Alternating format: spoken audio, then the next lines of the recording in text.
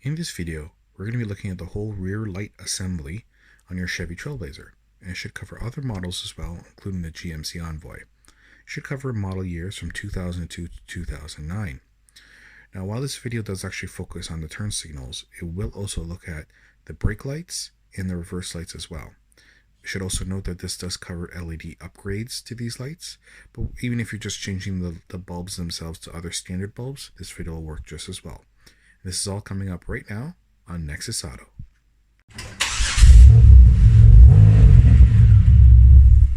So, what do you need to get this job done? Well, not too much. You need a drill with a Phillips head bit, which is like the star there. You need that to open up the screws on the taillight assembly. You need your new LED bulbs. These are 3157 replacement bulbs. You'll need two resistors, one for each side. And you can either splice the wire in, or most times the resistors come with these nice little splices here, where you feed the two wires in and splice it together. I'll show you that. And then something that you can actually clamp down on this. So for example, like just pliers here. And that's all you really need to get this job done. Well, let's get started, right? And if you look, you'll see there's two Phillips head screws right there. So we're just going to use our drill.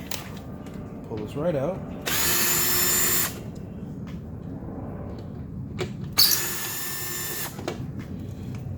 Now, in the back, there's two like plugs that go into the body of the car, so you may have to kind of pull a little to get it out. Also, they tend to really, especially as these cars are getting older, it tends to release from the car pretty easily. So do anticipate that to happen. There you go. And then right off the bat, actually this one did exactly that. I'll show you that in a second though. Then you'll have the plug here. So you just grab at the end of the plug and pull in and pull it right off.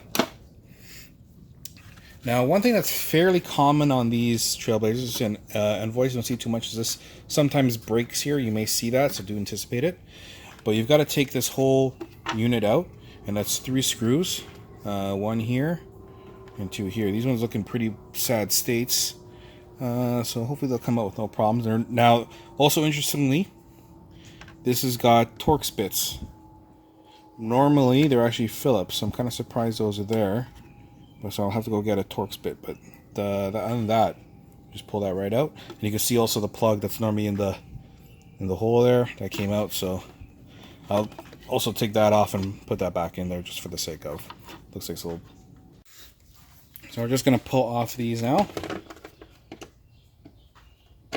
In case you're wondering, that's a Torx bit.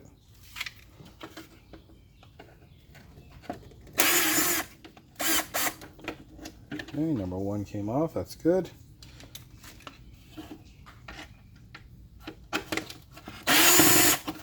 Two.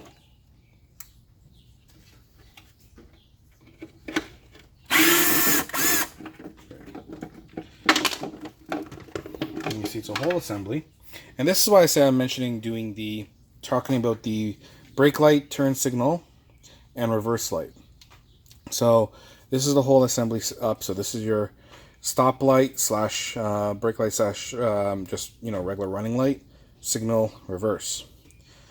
All of these use 3157 bulbs, except this one you have to make sure if you're going to change the LED on this one, you're going to want to use a 3157 CK bulb because the polarity is different. If you just drop in a regular 3157 as we're going to put in these two, then it's going to pop a fuse. It's either going to pop the stoplight fuse or it's going to pop the brake light fuse. So make sure you're getting a separate 3157 CK bulb for this one. These ones you can just use standard 3157 bulbs. So for this, of course, we're just going to pull that right out. You're going to drop in your new bulb. Now keep in mind these are polarity sensitive, so once we hook everything up, we're going to test it and make sure that it does flash through. Sometimes you got to reverse them around. We'll actually do that right now. So I've put on the hazard because the hazard will blink its normal blink no matter what. So only when you put on your turn signals, that's where you need the load resistor because it'll give you a fast flash. So as you can see here, it's actually not working. So I'm just going to take this out and reverse it. And there you go. All right, so now I've redisconnected and lined it all up. And then I put the 3 screws in. So I'm just going to put those screws in now. You don't want to make sure you don't go too tight. You don't want to crack the plastic or anything like that.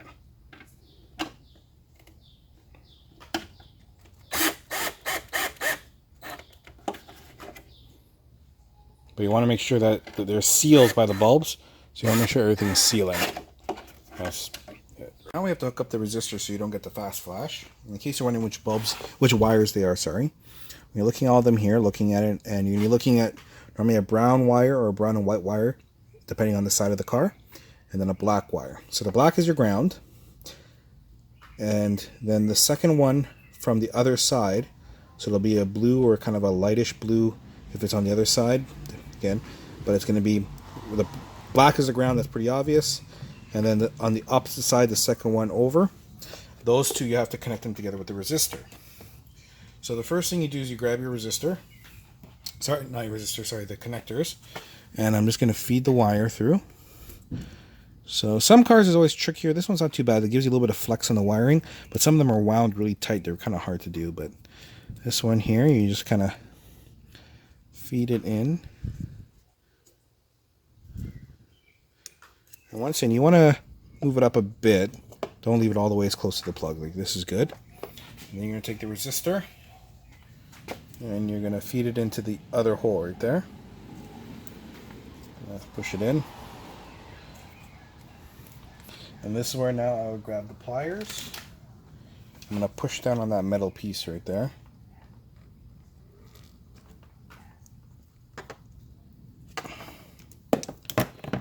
Make sure that that holds them all together. And then close the clasp. Right. And then you do the same for the other side. So you grab your connector. Also, I like to pull them and separate them a bit, give you a little working room. Not too much, you don't want to break them or anything.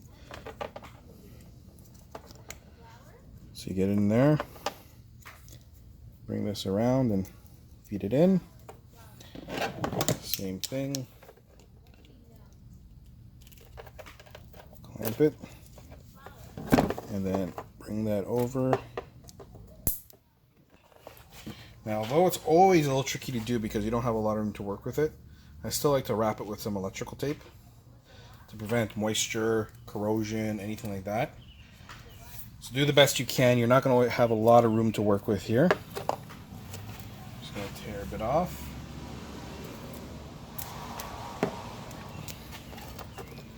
Just want to start on the end over here. Wind it tight, but not too tight. You want it tight enough, you want to create a bit of a seal.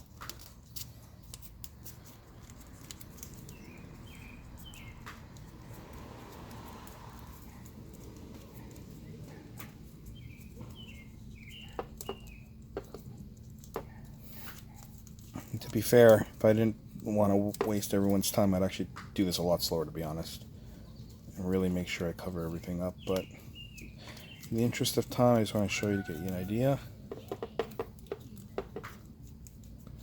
Make sure you tape it up good, but just make sure it's going to protect it as much as you can.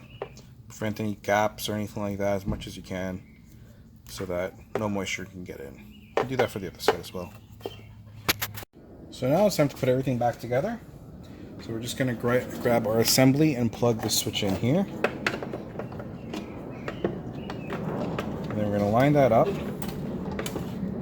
The holes in the back. And push that in.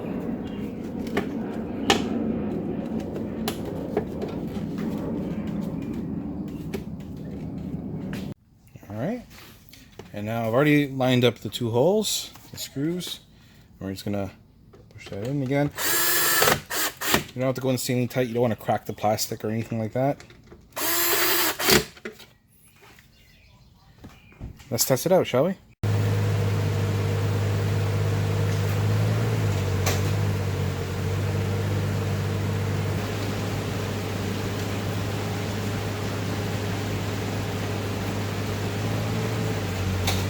And there you go.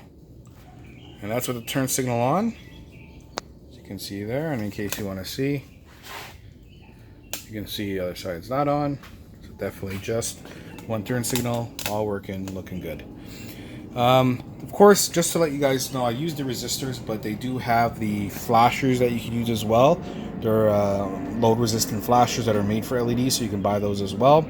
I like the resistors; they seem to work fine, but use whatever works, right? As long you just need something there to mitigate the different voltage patterns in the LED bulbs. But other than that, you should be all set from here. Thank you all very much for watching. I hope this video has helped you out here today. Now let's go through some of the YouTube stuff, shall we? Don't forget to like and subscribe if this video has helped you out. And if you want to see my future videos, I try and put out one at least once a week. Make sure to hit notifications as well, just so you can get those videos. On the flip side to that, if you didn't like the video for whatever reason and you do dislike it, not a problem. Feel free to leave it in the comments of why you disliked it, whether it be something I did wrong, whether it's something you didn't like in the video. By all means, just let me know so I can keep making the best content possible. It's kind of the whole point of it, so make sure to do that. Speaking of the comments, if you have any questions, concerns, anything you want to add on, anything you see you can do better, anything that maybe you add on and it actually is worse, whatever it is, feel free to leave it in the comments. Nothing wrong with that. I always try and answer whenever I can. It may not be the same day, next day, whatever, but I try and answer all comments, so make sure to leave that as well. Once again, I want to thank you very, very much for watching the video, and I'll see you next time.